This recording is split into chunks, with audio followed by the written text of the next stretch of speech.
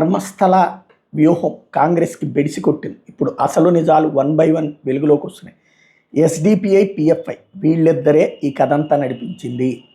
2024 ఎన్నికల నాటికి ఏదైతే హిజాబ్ వివాదాన్ని సృష్టించింది వీళ్ళే. అది మైనార్టీల ఏకీకరణకు ఉపయోగపడింది. మెజార్టీలను చేర్చడం కోసం అని చెప్పేసి ధర్మస్థల వివాదం 6/6/2023 అనగా ఆ వ్యక్తిని ఎవరైతే ఆ పారిశుద్ధ్య కార్మికుడిని అప్పటి నుంచి తీసుకొచ్చారు. అట్లాగే అనన్య భట్ తల్లి అంటూ సుజాత భట్తో కూడా అప్పటి నుంచి తీసుకుని వచ్చారు. ఓవరాల్గా ఇప్పుడు ఆ పారిశుద్ధ్య కార్మికుడి భార్య నా భర్తకి డబ్బులు ఇచ్చి చేయించారు, మాట్లాడిచ్చారని ఒక పక్కన చెప్తే తనే చెప్పుకొచ్చాడు, నాతో వేరే వాళ్ళు మాట్లాడించారు, ఒత్తిడి చేశారని చెప్పేసి.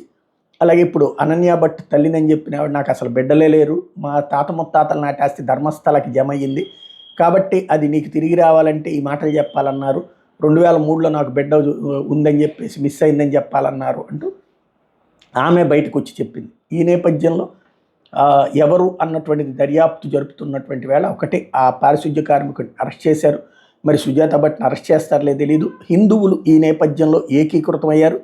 ధర్మస్థలకు చెడ్డ పేరు తేవడానికి కొన్న దుష్ట శక్తులు కుట్ర పన్నాయంటూ హిందూ సంఘాలు బెళగావి నగరంలో భారీ ప్రదర్శన నిర్వహించినాయి. ధర్మస్థల భక్తాభిమాని వేదిక అన్నటువంటి పేరుతో బెళగావిలో పవిత్ర స్థలానికి సంఘీభావం ప్రకటించి స్వార్థ ప్రయోజనాన్ని నిరాధారమైన ఆరోపణల నుండి రక్షించారంటూ కుండపోత వర్షం కురుస్తున్నటువంటి సందర్భంలో కూడా వాళ్ళు ముందుకు వెళ్ళినటువంటి పరిస్థితి. సామూహిక హత్యలు అన్నటువంటి ఆరోపణ అబద్ధాలను తేలినటువంటి వేళ సగర్వంగా వెళ్ళారు.